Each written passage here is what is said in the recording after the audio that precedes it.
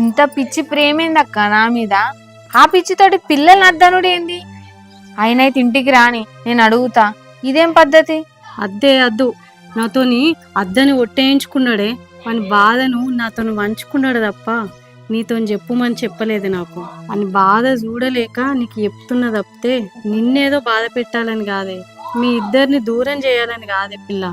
సరే అక్క, ఏం చేద్దాం? నువ్వే ఏదో ఒక సలహా ఇవ్వక్క. సరే గాని నేను చెప్పింది చేస్తావా అని మరి? నువ్వేం చెప్పినా చేస్తా అక్క.